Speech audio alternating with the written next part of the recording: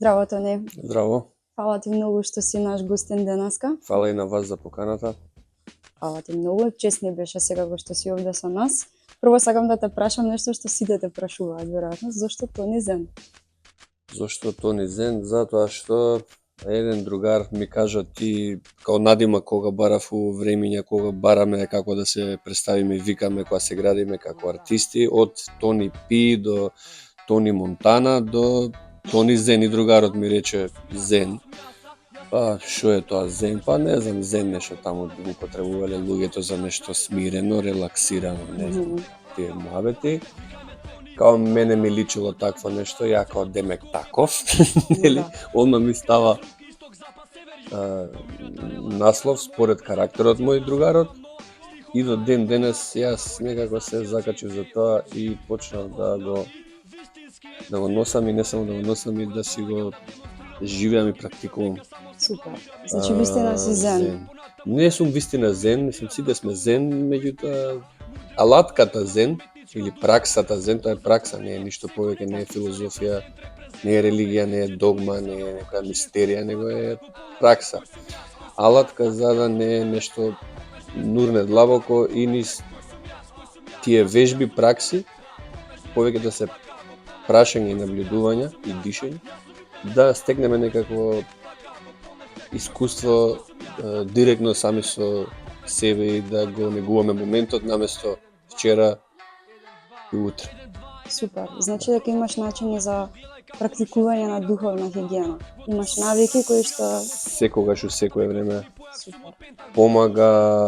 помага тие пракси. Имам милион пракси, меѓутоа мене ова некако, дали заради тоа што ми рекле Зен, па ја појма сум немал, па сум трнал, па тој сум отрил дека чекај ова, знаеш, без да го нешто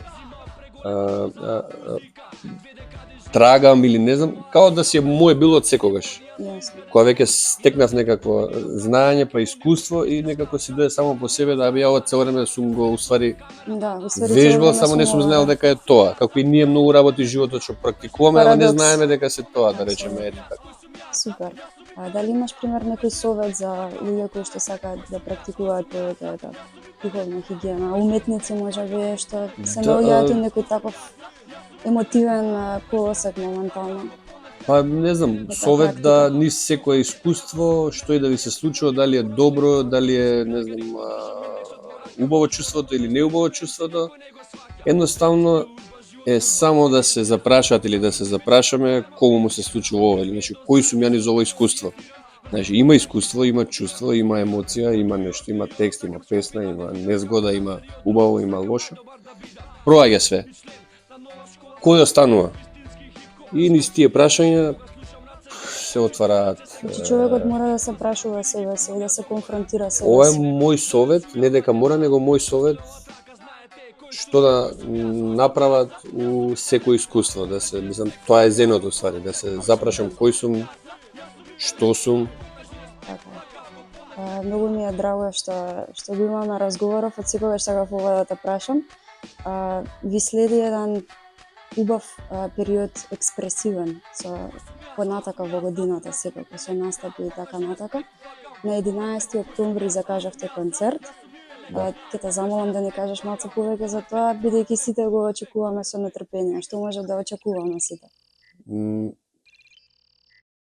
Концертот е на 11 октомври, да, се презакажа поради нормално. Сите знаеме во каква ситуација бевме, проаѓаме и се уште проаѓаме и нужно беше да се презакаже за 11 октомври. Ќе биде спектакл, ќе се одбележат 20 години од моето официјално постоење, од издавање на прв албум, да речеме. Као се славам некоја јубилејна година, 20 години. Прв заеднички концерт голем со Сладкаристика. И многу убаво ќе ни биде пред се и драго да дојдат многу луѓе, значи да биде преполно. Сигурно ќе биде. И буквално се надеваме и да се испочитуваме вака заеднички сите меѓу себе и за оваа година, бидејќи беше и многу тешка исто, и да пројдеме сите заедно низ тоа со љубов,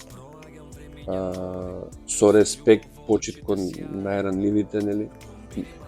и да го одбележиме ова со така годината со еден убав концерт македонски, авторски, кој што ќе остане и ќе се памети како и сите наши други концерти што сме ги правеле, како и сите други големи концерти, настани кои што ги правеле македонските артисти, така да имаме кој ќе види светот од нас нешто убаво Што можеме да им и покажеме. големо што може да биде да остане у каталогот на македонската нација во иднина, како што ние сме учеле од претходните генерации и овие направиле нешто големо. Ние да направиме па следните генерации да се инспирираат и да трае тоа, да имаме нешто наше што може да се пофалиме. Тоа ни е целта, да не кажам. Супер, преубаво случано. Би сакала да те прашам дали моментално работиш на нешто ново, бидејќи сите сме инспирирани и позитивно и негативно од сите случувања, тоа буди секакви емоции, различно, индивидуално кај секој од нас. Како ти се справуваш, како се будиш, какви сони што имаш, дали тоа некако е поврзано со музиката која што ја креираш, дали ги сонуваш мелодиите што през кои што ти доаѓа да напишеш текст? Многу во прашање у прав момент, бидејќи баш у моментов се случува тоа и се инспирирам, кога се инспирирам, кога не се инспирирам, не, така функционирам. И сето тоа зависи од отвореност. Ако сум отворен, све проаѓа, све излага, све што ќе наумам, све што ќе посакам, све е тука, све е дадено, само треба да се пренесе. Мелодиите, текстот, дали е рап, дали е пење, дури се чудам, имам voice memo, си пишувам, си ги пеа мелодиите и кам, јас сум The Weeknd, не сум The Weeknd Monday. Денеска можеш да бидеш The Weeknd ако сакаш, едно копчето дели. Да речеме.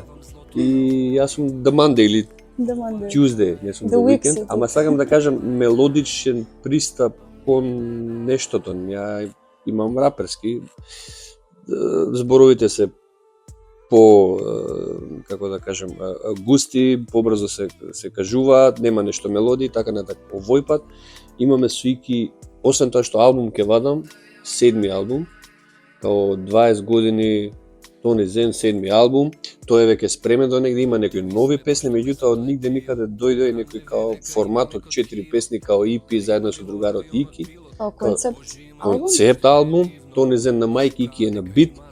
И тој треба да излезе што е некако производ на сите мои, да речеме, у даден момент потискања, да треба да се случи некаква случка и да се отворам и да дојат песните каде што ја додека ги интерпретирам сам со себе, значи затворен музиката 50 пати иде битот и ја го интерпретирам милион пати тоа цело време. И дури се чудам сам на себе колку можам да се отворам у еден ден, а исто така и колку можам да се затворам у еден ден. Јас го направив, нели, побавиот избор да се отворам, да го направам тоа у еден ден, да се напишат, буквално да се дадат 3-4 теми и цел концепт да се врзе, па дури наслов, па дури каверот, како ги знаеш, у еден момент кога е отвореноста голема, све е тука, не треба нешто да се замараме или пренамагаме околу процесот, пошто претпоставувам прав уметник, што и да прави, функционира така. Мислам дека тоа е, како се викава, најдобро решение или па избор да се отвори уметникот. Јас тоа го направив и тоа ми се случува баш у моментот кога ме праша што има, тоа има. Инспирацијата е од па и од неубавите искуства кои што буквално сите не стигна и некако тој момент се отварам и пробувам да некако се насочам на поубав пат, да речеме, за да бираш да одиш нагоре, а не надоле. Нема нагоре, надоле, нема лево, десно. Да, како гледаме така нагоре, да, меѓутоа и од долето има што да се црпи, да се кажува, најмногу има. И јас најдоле одам, ако гледаме така, најдоле, дното и од дното идам нагоре и како е, вака е. Кога си више доле и кога си најдоле, нема каде да одиш подоле, освен да кренеш нагоре. Да, има доле и тоа доле знае да биде прекрасно и да инспирира многу и од тука да се направи избор и шибаме до бескрај. Прекрасно. Ти благодарам за овој преинспиративен разговор и Фала за и на мене тебе на како артист. поканата, фала и за оваков концепт, за оваа емисија и да сме здрави и живи, да се гледаме за убави работи.